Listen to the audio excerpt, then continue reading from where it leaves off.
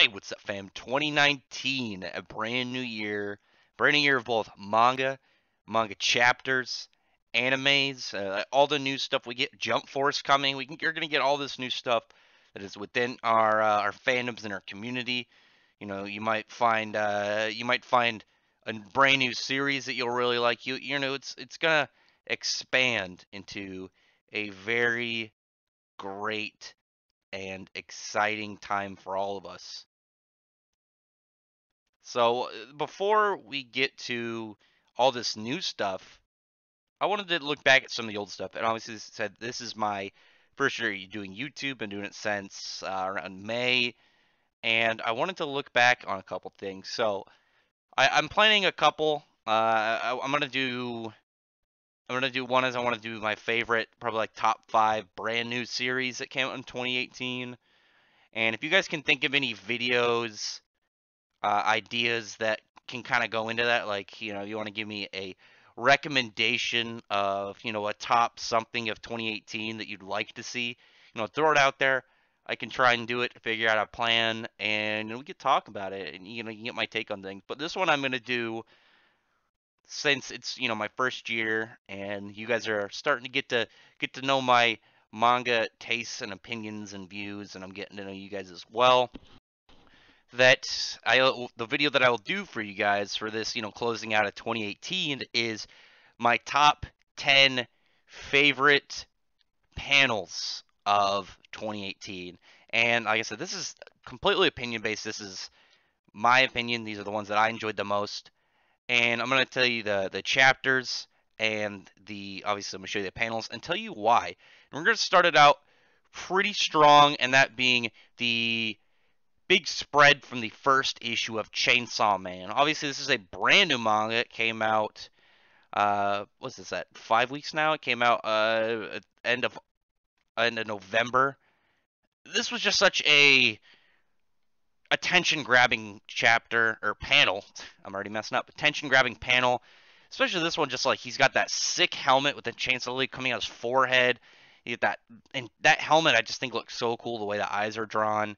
His chainsaw, like in this, are literally inside two zombies' heads. It was just such a badass part. You know, you got the startup cord coming out of his chest. It was, like I said, just such a nice start to a series. It was definitely out of the 2018 series. I think this was the most compelling, like, attention grabber. And I really thought that was intense of it. So let's just go with that for the first one.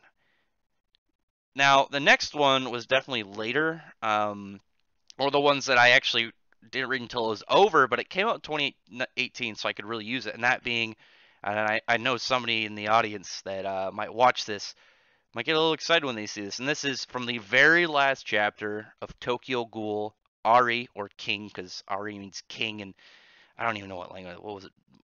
Maltese or some shit.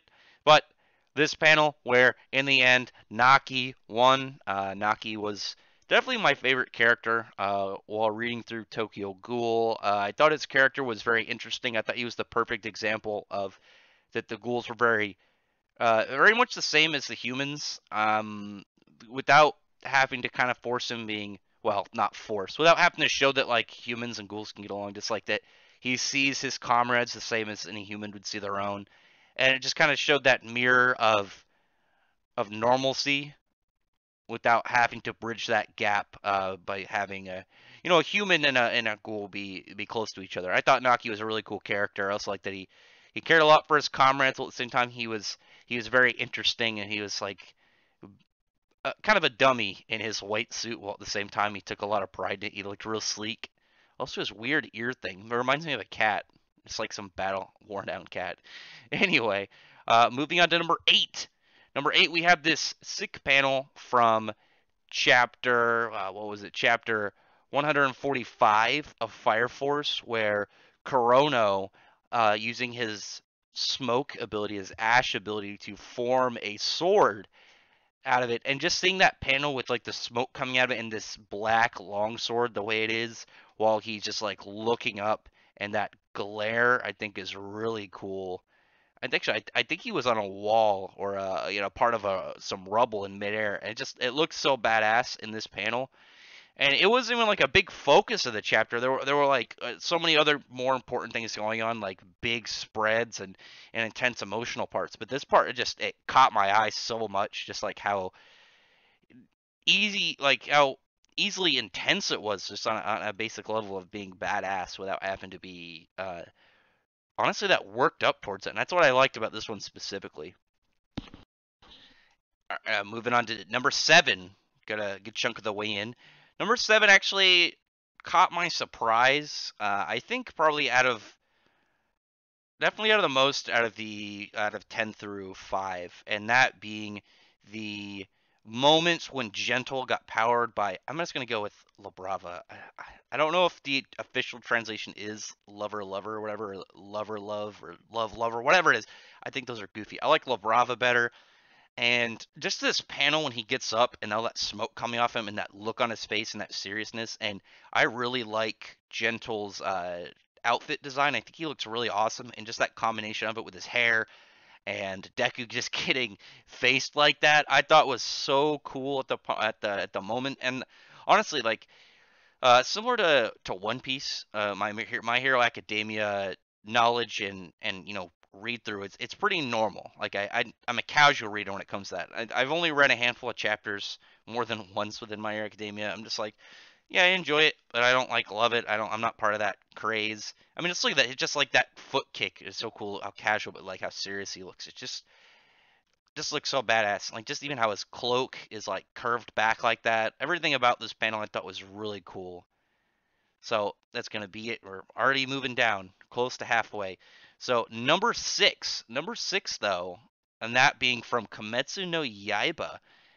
So in this chapter, chapter 99, you actually got to see the top ranked member of the upper half moons, and I won't spoil who this is because I don't think he's been officially named yet in the manga. But oh my god, this is one of those intensive reveals without it having to be some massive shock appeal to the audience. Is it like you're paying attention and then you understand who this guy is? Well, I mean, I guess I'm spoiling stuff already. So this guy is within their world. They have the where all the powers come. Well, not powers.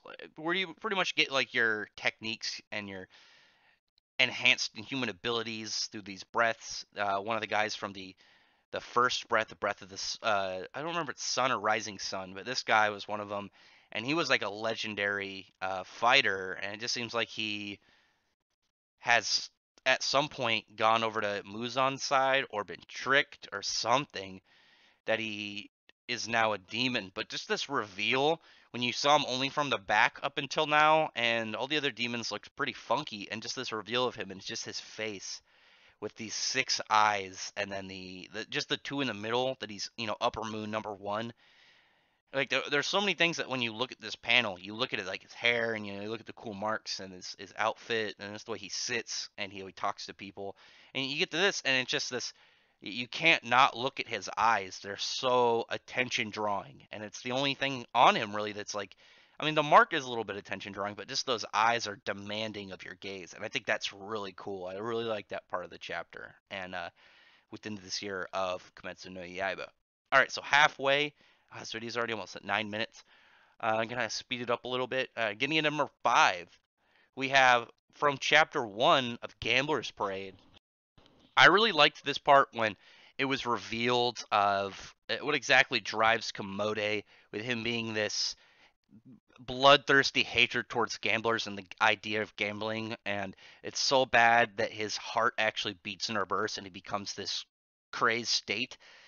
And I don't even know if it gives him any powers or abilities yet, or if it's literally just destroying his body, his hatred for this thing. And I think that was really badass, really intense, visually, without having to go into some long explanation of what it's doing to him, just in a visual appearance wise. So just that cracked spiderweb look and like blood coming out. It's so cool, and like his hair getting all crazy, he's turning red. It was just such an intense moment. I really like that about it. Like his veins, you can't see it in this panel because it's in black and white, but his veins like glow pink, which I think was actually like a really cool color choice. Getting to number four. Number four, I think people would have suspected this higher on my list. Number four was the reveal of the Eden Zero ship.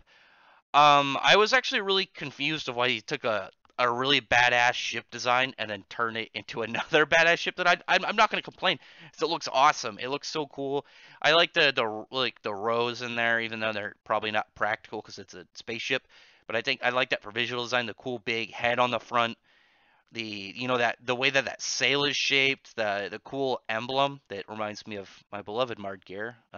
No, best boy, awesome character, but not relevant to this one. Just like the way it is, those cool wings, everything about this part was just so interesting. It was also really unexpected too. I didn't think that we were gonna get exactly the meaning of Eden Zero so quickly, and what exactly we were gonna get even in this chapter. Like it was pretty intensive, while at the same time not needing to be some mind-boggling reveal. Like when Rave Master, when we found out what Silver Ray was, it was. I think this was just so much cooler to find see Eden Zero just transform, and it was really just like, all right, the journey is now actually going to be. And everything up to that was, the before, the 14 chapters before this was chapter 15. Yeah, it's chapter 15. Everything before this was just kind of build up. This is where the adventure really begins. Shiki getting his own spaceship, and then him pretty much becoming the next Demon King. I really wish it was Demon Machine King, but whatever. And just getting ready to venture the cosmos, which I thought was really cool. Moving to number three, we got the top three. Top three, starting in, we're going heavy first off at number three. Number three was this beautiful, absolutely beautiful spread from Berserk.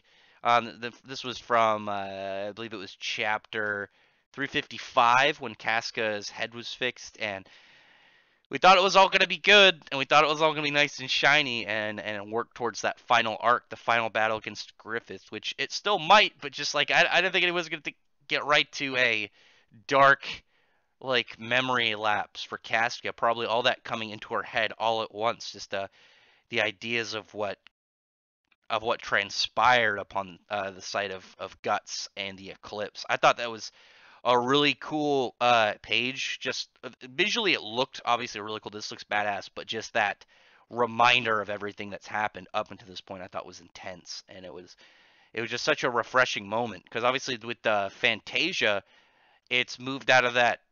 Well, obviously Dark Age into Fantasia, but really out of that feel and moving more into a really cool fantasy in its wrap up areas, but now where we just got that nice, like I said, refresher of all that dark's intensity before that. Whew, just looking at it gives me a little chills too. Anyway, moving into the top two. All right, number two. Looking for this. Number two. Number two is the scene from double click Black Clover from chapter 155 when we saw Asta and Yuno teamed up and in a duo like partner match, both putting on their sick power up forms. I was actually extremely excited for this. I was super excited for this when this happened because before the arc started, I actually had a list of what I wanted in the arc. This was actually one of them.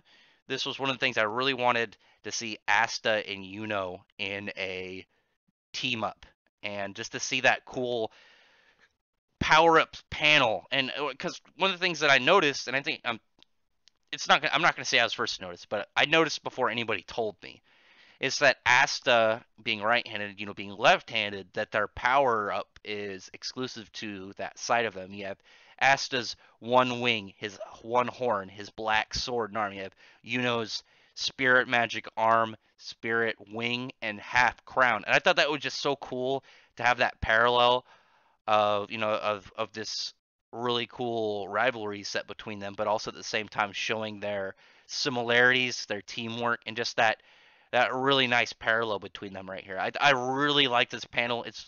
Obviously it's my second favorite panel the whole year.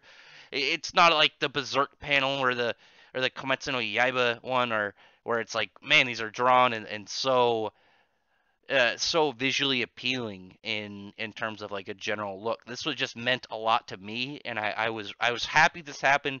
Both on it was on my list, but at the same time, I was really happy just to see this part in general because it was just such an exciting point that after 155 chapters, we get to see these two team up like this, and I really liked it. And obviously they fought together before, but this was such a cool moment because after all their growth and all the progress and where they got to now, it was just like I said, it was just a lot of enjoyment, and I loved it. I really like this one. Even looking at it now makes me really happy.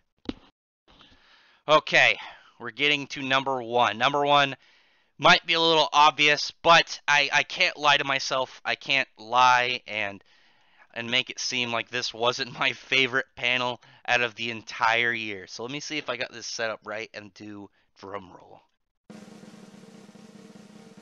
Number one of my favorite, that should continue on. Hold on. It should continue on. Number one of my favorite panel out of the entire year is panel from Fairy Tail 100 Years Quest Chapter 1 when Elsaria was revealed as the dragon giving out the quest. I was so excited for this. You have no idea. I started the channel.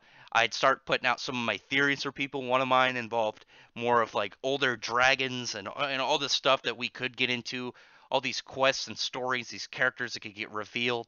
And after the ending of the series, I was just like, there's so much more they could do, and then they even ended on them going off on the 100 Years quest, and I was so sure of myself that they were gonna have a continuation, but there was no proof at the time.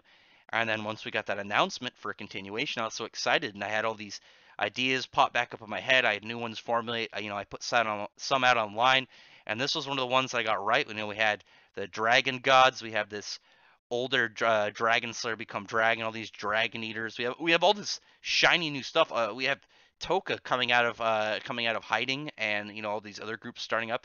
And I was happy on terms of I'm a fan and I'm getting all this new stuff, but also I was right. You had that about it in there. I was like happy that I got my theories right, but I was like, there's so much new stuff we get for the fandom, and it was gonna be so much fun to see all this go down. And obviously, to any of those who have been on my listen to my streams or my videos, Fairy Tail's my favorite manga, and I was so happy to see all this transpire. And just when Chapter 1 came out and I was able to get that, and I got to be the first YouTuber to do a review on Chapter 1, which, if you are new to the channel, you don't know that yet. I actually was the very first YouTuber to do a review on both Eden Zero Chapter 1 and Chapter 1 and 2 of 100 Years Quest for Fairy Tail. So that was awesome for me as well. So yeah, actually that should tie into the reason this was so exciting for me as well.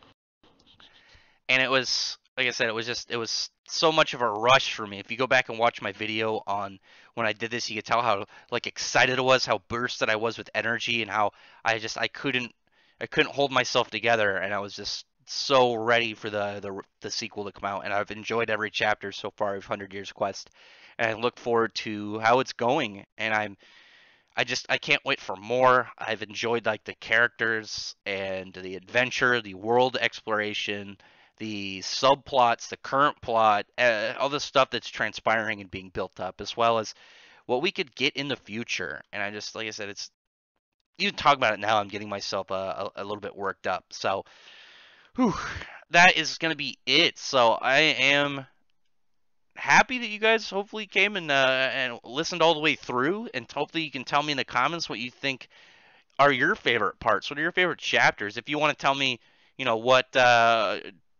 what chapter and what panel, I can even go check it out. You guys can tell me. I can look at it, or you can tell me what you thought of my list. Tell me how you would rank these. Actually, yeah, do that. Tell me how you would rank these in the top 10 list out of these ones, but also tell me yours. I want to hear yours as well. But anyway, if you like this, I'd really appreciate if you subscribed, checked out my other videos, give this video a thumbs up, and appreciate everyone that is subscribed already. So I'm looking forward to getting to 600, and I hope you all have a happy new year and any of the other holidays to come up. So thank you very much for listening. Bye.